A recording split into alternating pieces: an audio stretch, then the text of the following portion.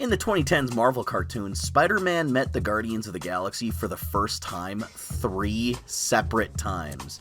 And somehow, these two guys are both canon to this universe at the same time. Let me explain how. When I was a kid watching Marvel cartoons in the 2010s, I mostly stuck to Ultimate Spider-Man. Kind of hate watching it here and there because little 13-year-old me was still pissed about Spectacular getting canceled for this one. But I did enjoy the aspect of crossovers in Ultimate between his show and the several others going on at Disney XD at the same time, even if I didn't watch those. It felt like a whole universe and he was just part of it. Which was the first time a Spider-Man cartoon had really done that since the 90s. But the more I researched for a review of that show and last year's Christmas video about Hulk and the Guardians, I realized something. This is a mess! The overlapping continuity between these series is constantly contradicting itself to such a degree that this guy and this guy are both canon at the same time.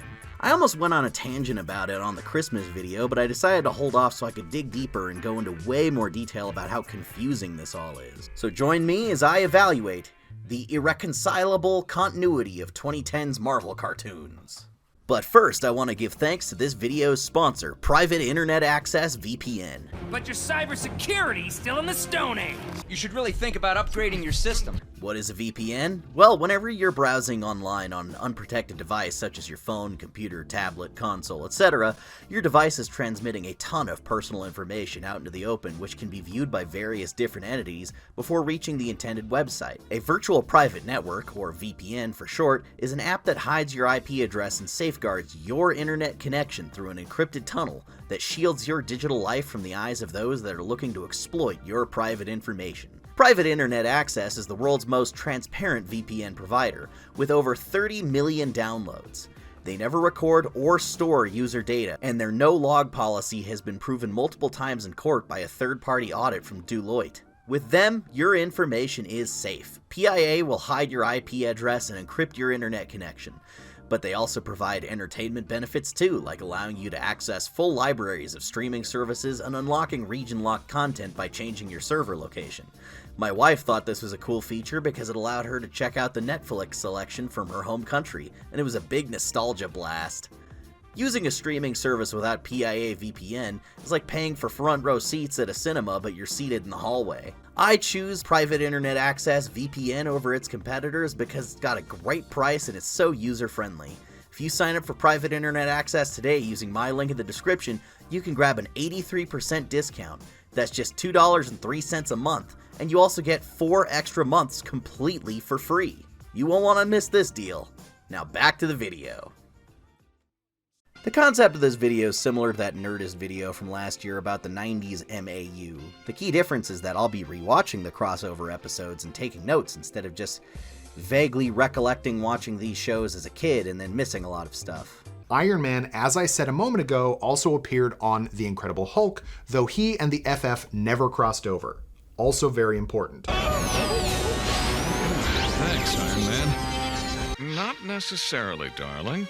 Crystal, send it towards the stratosphere. Unfortunately, that video's faulty research set the conversation surrounding continuity in those shows back even further by just repeating factually incorrect hearsay that's already been floating around the internet for decades. One of these days, very soon, I'm hoping to set the record straight on that subject once and for all.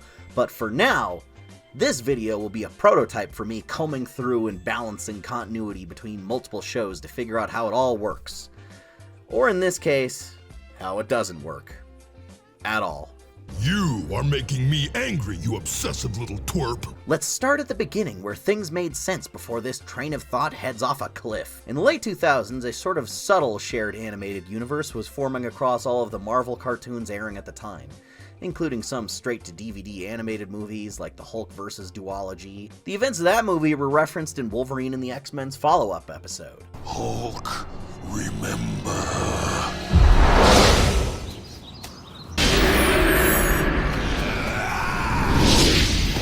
Remembers you! Hulk vs. Thor is also generally accepted as being tied to Avengers' Earth's Mightiest Heroes. Seeing as how animation veteran Christopher Yost was involved across most of these projects as a lead writer or story editor, fans have taken to labeling this the Yostverse as a sort of nod to the DC animated universe being nicknamed the Timverse after Bruce Timm. He's the guy that draws all those wide shoulders and pointy elbows we love so much. Christopher Yost has gone on record as saying that he originally intended the Spider-Man that appears in Avengers Earth's Mightiest Heroes to be the same one from Spectacular Spider-Man, though that kinda didn't end up happening. This mostly tracks given the age of Peter Parker, I'm 17. Respect your elders, punk. the fact that 3 of the cast members of that show appeared in this episode before 2 of them were recast, and because that was the main cartoon Spider-Man at the time of this being written. But the network made a decision to recast Spidey's voice from Josh Keaton to Drake Bell at the last minute as a sort of soft entrance for Ultimate Spider-Man once Disney obtained the character's TV rights. They forgot one line in there, though, and you can still hear Josh Keaton's voice in the episode at least once. Is this safe? One could make the argument that Spectacular Spider-Man is kind of in the Yost-verse too. Personally, I like to believe it is, as well as the Fantastic Four series Yost also wrote a few years prior, since the FF and Avengers have nearly the same Baxter-building lab. But there's nothing extremely concrete to force all of these pieces to fit. The Yost-verse is mostly just vibes. All of these shows have different art styles and were on different networks, and the crossovers were light on shared continuity. Everything could still function perfectly well as a standalone, and there was no homework involved in watching one show to understand something in another. It wasn't hitting you over the head with the connections, it was mostly just a fun thing in the background. But because of the rise of the MCU, Marvel decided to get more serious on the animation side, and rebooted the entire slate of shows to better match their movie counterparts, and each other. In Avengers Assemble, the characters update their costumes every few episodes to match what their movie counterparts are wearing at the time.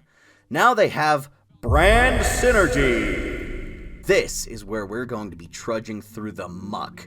This is the dank sewer where we live. This messy, amorphous shared continuity of the 2010s Marvel cartoons. Some people call this the ultimate Marvel animated universe. Yumao. I call it the Messyverse. You're going to agree with that name soon enough. When discussing this topic before, I actually had my friend Jacob create these cool collages of all the different universes, so I had a quick and easy visual to distinguish them. Since then, they've been floating around a lot on the internet to represent these different eras of Marvel cartoons, so if you see them, just remember where they came from. So, the early Messyverse had some extremely light ties back to the previous round of shows, including this flashback sequence that depicts the Avengers Assemble cast in their Earth's Mightiest Heroes character designs, as a sort of wink and nod. Don't let this fool you. It's just a fun Easter egg for fans, and as far as I can tell, the continuity in these are completely incompatible. Power Man and Iron Fist are adults instead of Peter Parker's age in high school. The Avengers meet Black Panther for the first time in Assemble. I am the Black Panther, and this belongs to me. I have traveled many times across the Earth, Hawkeye, but I have never been to Wakanda. Despite him being a teammate in the other show. Hope Van Dyne becomes the Wasp and joins the team in Assemble, but there's no way Hank Pym and Janet Van Dyne had a fully grown adult daughter in Earth's Mightiest Heroes and just never mentioned her. These two shows just don't click in any way that makes sense. It's like Spider-Man Unlimited playing that song when he suits up, or doing a recreation of a few Spider-Man the Animated Series scenes before diverging the story in a completely new direction. It's just for fun. It doesn't mean we have to move heaven and earth to make these very disparate versions of the same franchise fit together. Actually, you know what it reminds me of? I did take off my mask. Once. For the original Teen Titans. Titans, listen up! This is what I look like without my mask. I won't let that happen again. For the most part, continuity across these shows starts out pretty firm. Everyone's got a consistent voice actor and character design that appears in multiple series. The Incredible Hulk is introduced as a savage brute in Spider-Man, but after a few appearances he becomes more intelligent. Sort of this universe's equivalent to the Green Scar personality, where he's not as smart as Bruce Banner, but he's still intelligent and quite moody. This opens him up to become the main character of his own show, Hulk and the Agents of Smash, as well as appearing weekly as a main character in Avengers Assemble. Spider-Man then appears on Hulk's show various times across its 2 seasons. I'm the Collector. I've researched this planet to learn which heroes to collect. He and Hulk are kidnapped by the Collector and forced to sabotage that guy's ship to save the world and all the other superheroes. Then Spidey helps the Hulk team when Doc Ock from his own show sends a symbiote after them. I've isolated the deadliest aspects of Spider-Man's DNA. Distilled aggression, pure venom. Imagine one clad in living armor that imbues your soldiers with Spider-Man's powers. In this continuity, Venom is a bioweapon produced in a lab by Dr. Octopus, not an alien. This is consistent across at least 2 of these shows. Definitely some kind of blobby alien. Probably hitched a ride on a meteor. If only. Picture a blob of murderous goo that can possess anyone it touches. No fun. Long, awful story. It was kind of created from my blood. This is definitely not your daddy's Venom. Oh well, too late now. It's been established. The Hulk encounters the Collector again in his Christmas special that I covered back in December, and they use a magic space MacGuffin to show him the error of his selfish ways, and he stops his conquest and reforms. I see my truth now. I was being greedy. Wanted you all for myself. Back over in Spidey's show, the Collector's evil brother, the Grandmaster, kidnaps all of New York for a contest of villains versus heroes. Spidey recognizes that ship and the Collector from the other show. Into the Collector's ship. Yeah, this is all very familiar. In an I never wanted to be here again kind of way. The entire population of New York is held prisoner on the Grandmaster's ship. We just took out the Grandmaster's communications array. How can you possibly know that? I sort of helped blow up his brother's ship once. And Collector is portrayed as the good guy here, that is reluctant to use the Earth's heroes for FGC shenanigans with his try-hard brother. These characterizations and events are very consistent through these story arcs, and it works pretty seamlessly across both shows. During this Contest of Champions, characters from the other 2 shows are teleported in, and we get continuity nods like Red Hulk recognizing some of the villains that the Grandmaster uses for the contest. And Hulk and Spider-Man both have crossovers with Avengers Assemble. Spidey shows up there multiple times and even talks about stuff from his own series, like his team and working for Nick Fury. Okay, not for nothing, but I come from a team of heroes, and Nova, who are all teenagers, so I know a thing or 3 about infighting. And even does his hilarious monkey sound effect. Destroy. Iron Fist from Ultimate Spider-Man appears in Assemble during the Secret Wars story arc, and the teams from both shows have fought Dracula, voiced by Corey Burton. Red Hulk from Agents of Smash is a recurring character in Assemble as well.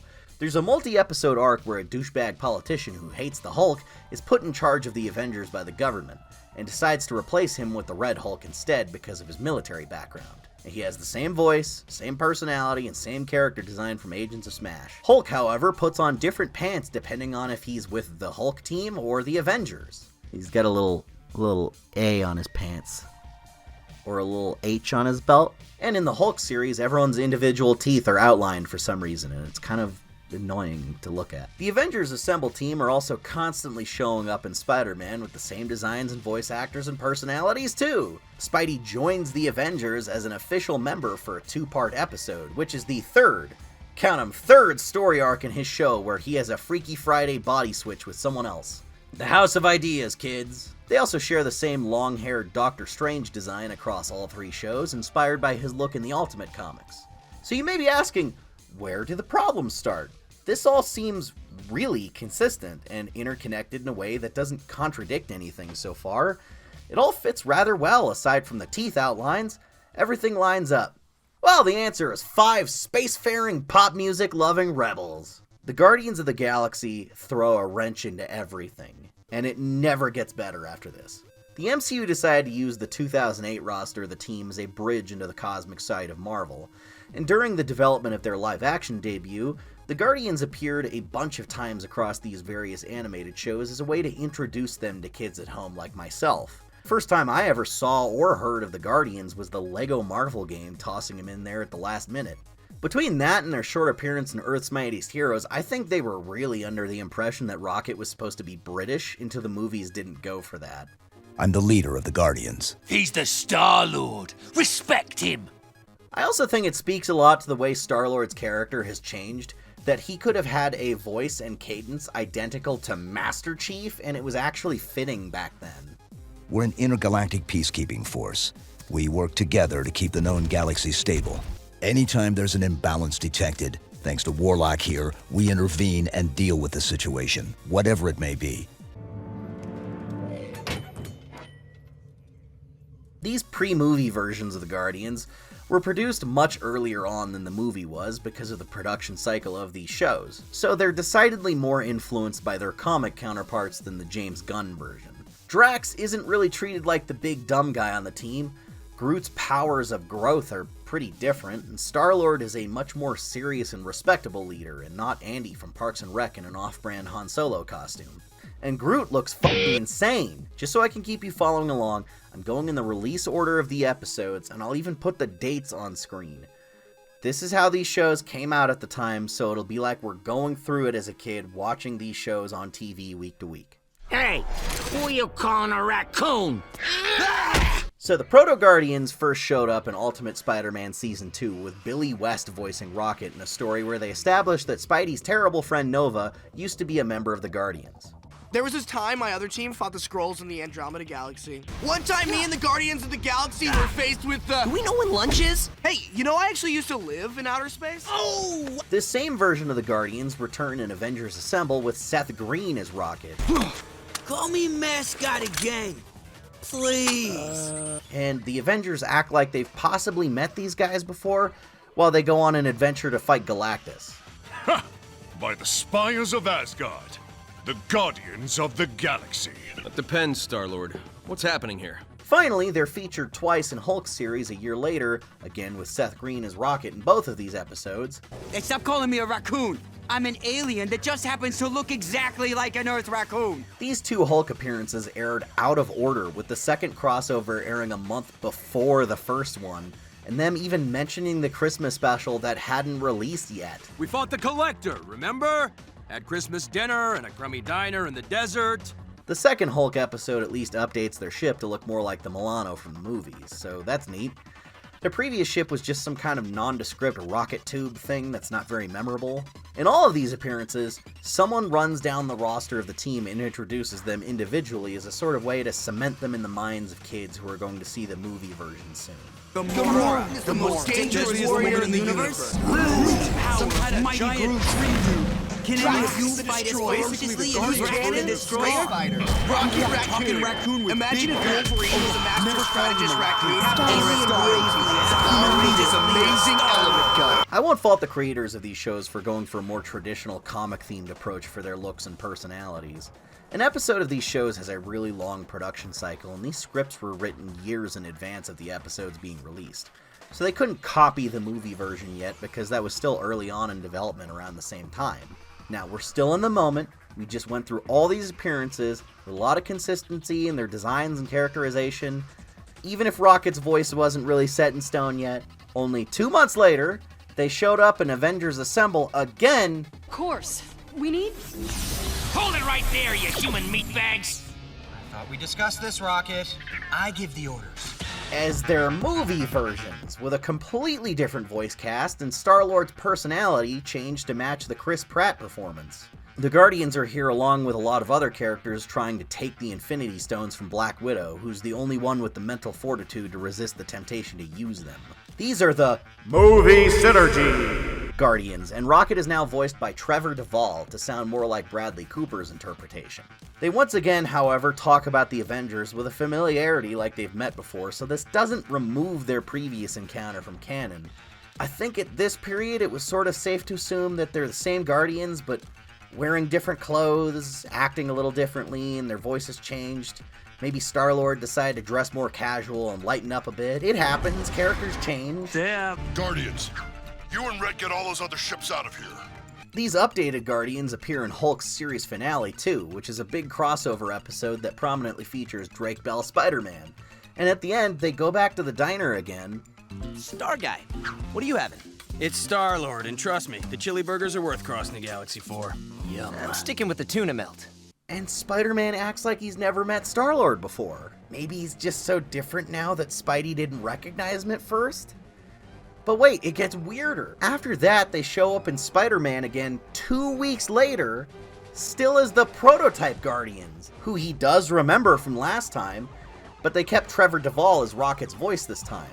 I wouldn't worry about it. Just give it some time. There ain't no one tougher than Drax and Gamora. And everyone else is back to their old voices. But in September of 2015, 2 months later, they finally got their own full solo series as the Synergy Guardians again. It's one thing if they were one way and then changed, but the back and forth and subtly retconning previous episodes is crazy. I guess by the time they started working on their Synergy Guardians, the old Proto-Guardians had projects that were too far in development to change them around or cancel. And I could just imagine a kid watching Disney XD and being really weirded out by the way these characters are implemented, and them having their own series is only going to make it worse, because from here on out, some of the only things we established already about this particular Marvel Universe have to get undone to fit this new MCU-ified take.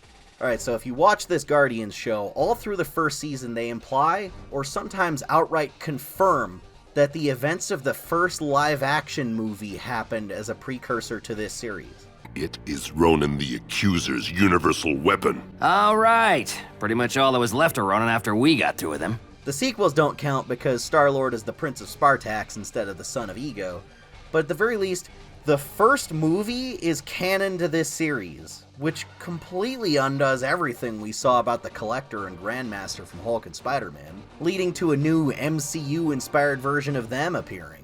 Weirdly, they swear that they killed Ronan the Accuser before their show even started. Surely this Ronan is no threat to Drax the Destroyer.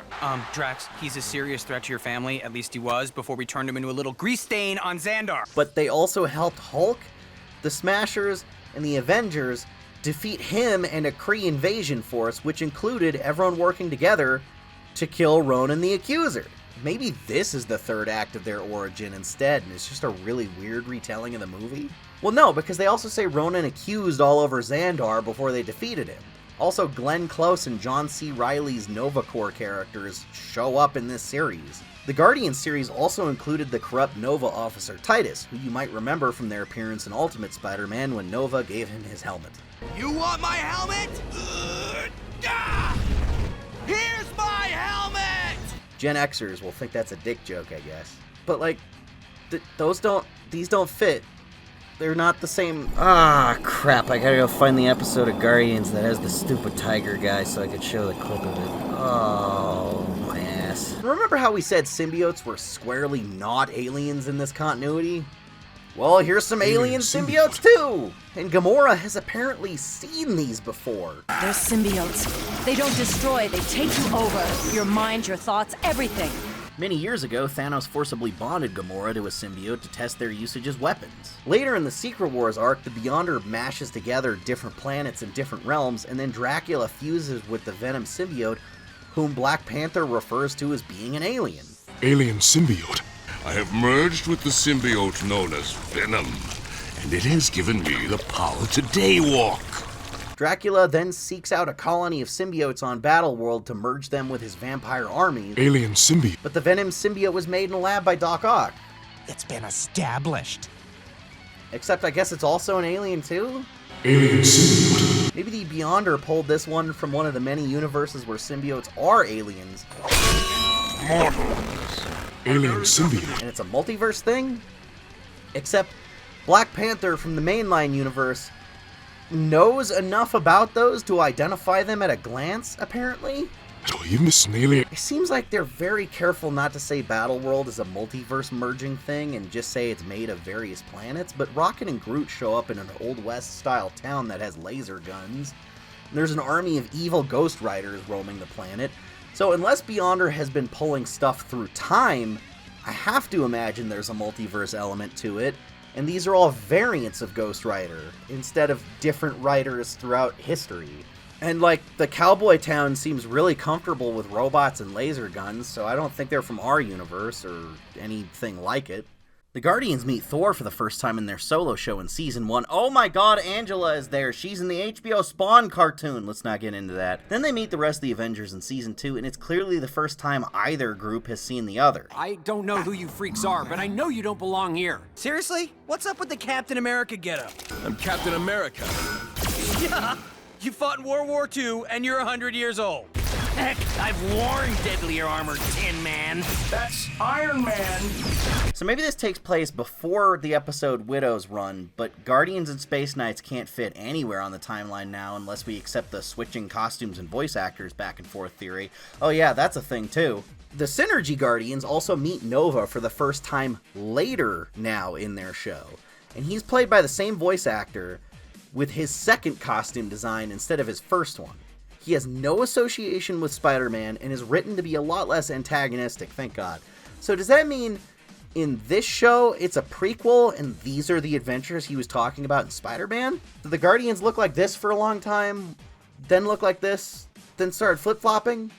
And Nova did the same back and forth with his costume evolution and started acting like more of a jerk after this series? Well, no, that can't work, because then the Nova that they hang out with never meets Ultimate Spider-Man, because he was retconned out of existence by Drake Bell getting a DUI. And the latter half of this universe's Spider-Man continuity selectively starts over entirely. Oh, are you confused yet? Because even though these Guardians already met Drake Bell's Spider-Man once, they meet Spider-Man for the first time again. And it's Robbie Damon's Peter Parker from the 2017 show. Okay. Who are you, and what pajama party do I return you to? Well, you don't recognize your friendly neighborhood Spider-Man? I know your cousin, Ant-Man. Okay, I'm guessing you guys aren't from around here. Long Island, maybe?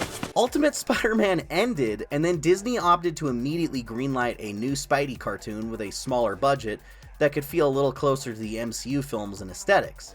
This show is just called Marvel's Spider-Man and is a complete reset, including showing Peter and all of his villains getting new origin stories. They have new costumes, new continuity, and it's a complete fresh start. Nothing about these fits together. You'd think that this would usher in a new era, and the early 2010s cartoons would have no connections to this, but they just said fuck it, and Avengers Assemble still has a crossover with the new Spider-Man series in Season 5, even though the previous Spider-Man appeared in Seasons 1 and 2. I've said it before, but this is like if Andrew Garfield's Spidey appeared in the first Avengers movie, and then 4 years passed, and then Tom Holland's Spider-Man showed up in Civil War and they just acted like he was a brand new person they had never met before. It says in the Avengers Assemble wiki that Secret Wars is basically the series finale, and Season 5 is a brand new continuity that takes place in the same universe as the second Spider-Man and Guardians show. But those Guardians already showed up twice before this finale, and during it. Rocket and Groot are in the Secret Wars event. Someone even asked one of the producers on these shows how this makes sense. And Harrison Wilcox said on Twitter that the universes are split like this. And that some storylines from Assemble Seasons 1 through 4 still happen in the universe of Avengers Season 5. This is his way of excusing the fact that Assemble Season 5 does make a direct follow-up on a plot thread from Season 4, where Hawkeye befriends and kinda reforms a Hydra scientist named Madame Mask. And that perhaps the continuity reset was the result of them fixing everything after Secret Wars. Or maybe the evil Peter Parker that messed around with the multiverse a few times. But both of those events end with the characters resetting everything and saying everything's back to the way it was before. So maybe all of our heroes just missed some stuff and were way too quick to come to that conclusion?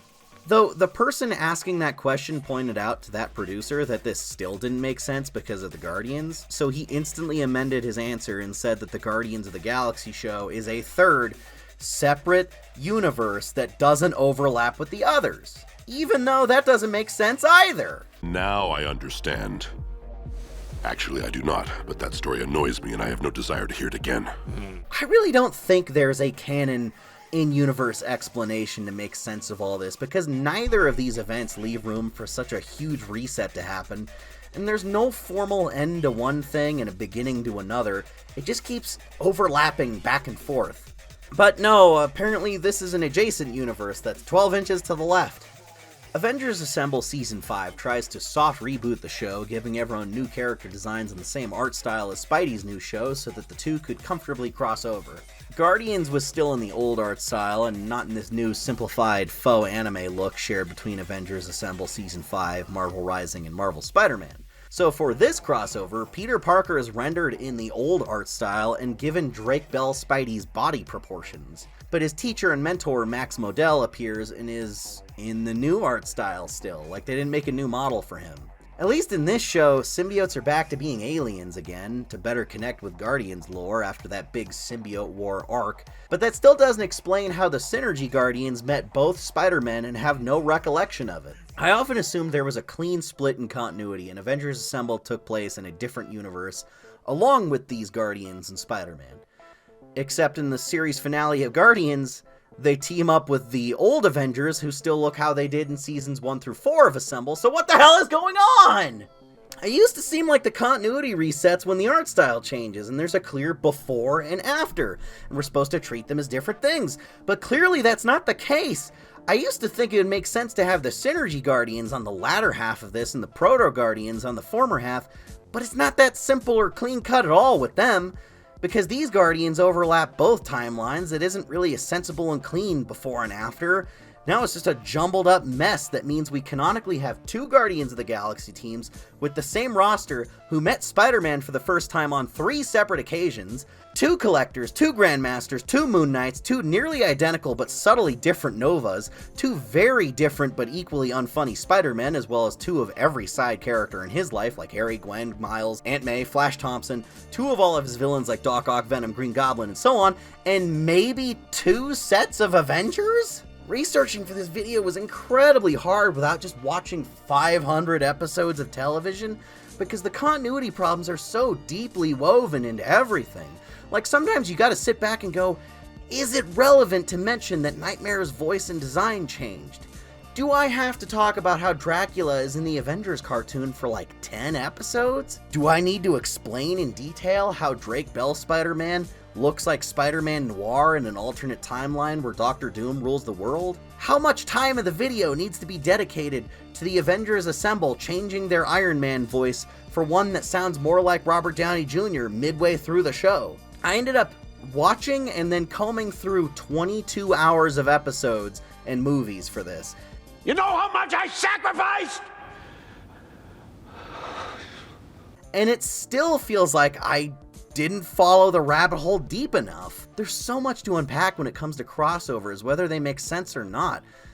But it was still fun to see the big picture of it all, if incredibly daunting. As is the case with any shared universe, continuity issues are a certainty. You have so many different productions and storylines running concurrently that sometimes you're bound to have a case of the right hand not talking to the left, and there's a contradiction here and there. I've often found that there are some people online that are bizarrely in denial about anything having a shared continuity with anything else, and will bend over backwards to create even more convoluted solutions to excuse continuity issues. I once saw someone in the comments of a Watchtower Database video say that Static Shock was not in the same universe as Justice League Unlimited. Instead, Static Shock was an entirely separate universe that also had an identical Justice League in it, and Justice League was in its own universe that had an identical version of Static in it. And that was all just to explain how Green Lantern forgot how old Static was in one line of dialogue. And doesn't that just sound stupid? It's like saying Iron Man isn't canon to the MCU because Rhodey looks different. Next time, baby. So, a completely different, identical version of the events of Iron Man 1 happened off-screen that we never saw, where Rhodey looks like Don Cheadle. I say sometimes you can't be so rigid about these things, and it's fun to look at it for what it is. The MCU is the biggest shared universe storyline out there right now, and it too has its fair share of fuck-ups. So if we can excuse those, maybe we can excuse the Messyverse being a convoluted puzzle too, with a good old, it doesn't matter. What really matters above all this continuity is that the stories are entertaining, the characters are likable, and it gives us something memorable and exciting. If you can give us all of that, then we can definitely ignore the glaring plot holes. Which is why I can't ignore any of this. Couldn't you just trash talk me on the internet?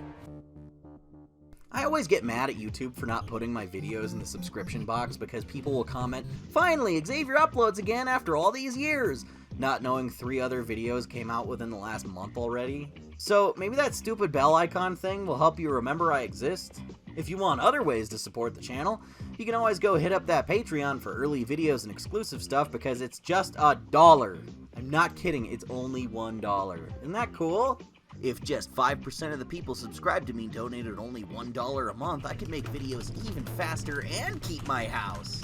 You can also check out our merch on TeePublic, or just buy some of my random stuff on eBay. I have a pretty substantial collection of old toys that are still in the box in perfect condition, so go take a look in case you find something you like.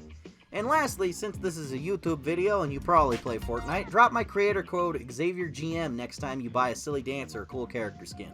Really helps me out. See you next time!